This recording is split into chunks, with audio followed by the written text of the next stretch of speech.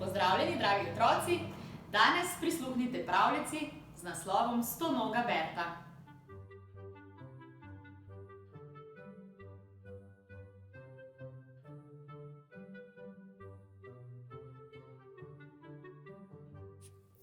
Stonoga Berta se je prebudila, ko je sonce preplulo že skoraj polovico neba.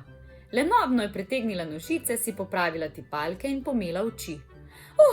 Joj, tržnico zaprejo ob 12, jaz pa nujno potrebujem zeljnate liste za vlaganje. Pohiteti moram. Skočila je iz postelje, si umila obraz in skrtačila zobe. Nato se je oblekla, obula športne čevlje ter stekla v mesto. Naredila ni niti 10 korakov, ko sta se 14. leva in 15. desna noga zavozlali. Berta je kriknila, močno zamižala in nerodno telebnila na tla. Ko je poskušala vstati, je zaslišala pritajeno hihitanje. V bližnjem grmu je zagledala pajka, ki je spletal mrežo. Berta ga je jezno vprašala. Zakaj pleteš mrežo čez gozdno pot in spotikaš sprehajalce? Jaz te že nisem spotaknil. Svojo mrežo pletem v grmu in ne na gozdni poti, kjer mi jo vsak trenutek lahko strga nerodna stonoga. Spotaknila si se pa sama, nerodna, je pihnil pajek in pletel dalje.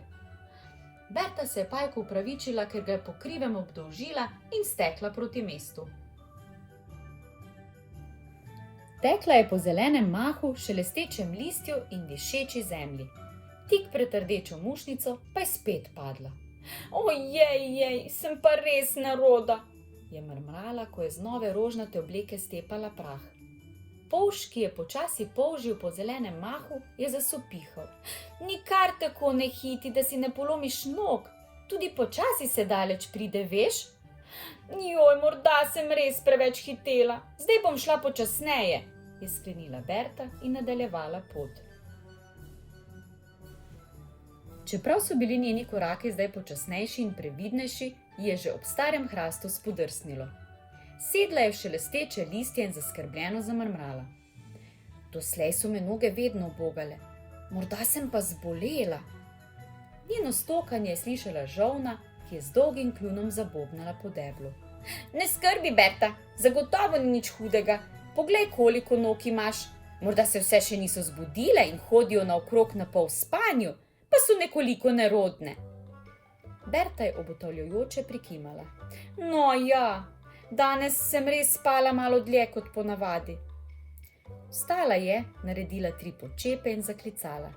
Zbudite se, nožice, čas je, da se sprehodimo. Žolni je pomahala v slovo in pogumno zakorakala proti mestu. Tik pred gozdnim potokom pa se je Berta ponovno spotaknila in padla. Joj, je zaskrbljeno zavzdihnila. Kaj pa, če so mi noge zavedno zaspale? Ko je premišljevala, kaj naj naredi, je pod zeleno lesko opazila hišico, na vratih pa je pisalo doktor Mišak. Seveda, zdravnik mi bo zagotovo znal svetovati. Počasi in previdno se napotila proti Mišakovi hišici, potrkala na vrata in na prijazno povabilo stopila v ordinacijo.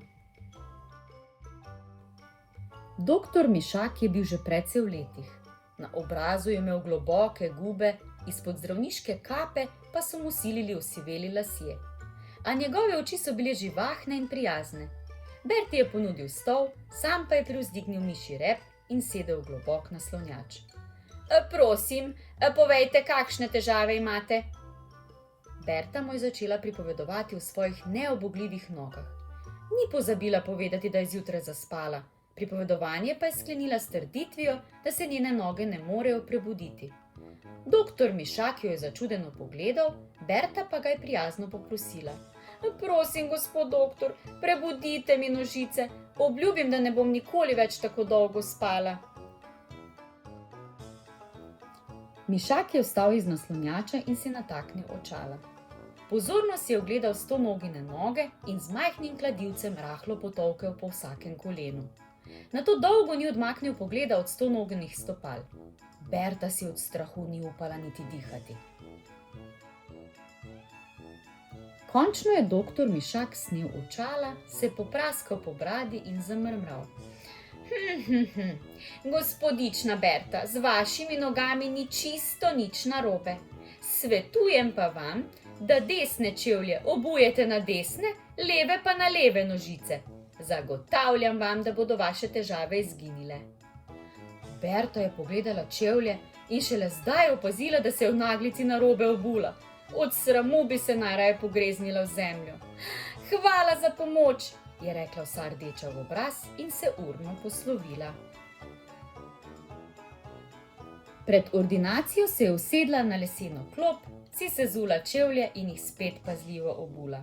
Leve čevlje na leve nožice in desne čevlje na desne nožice.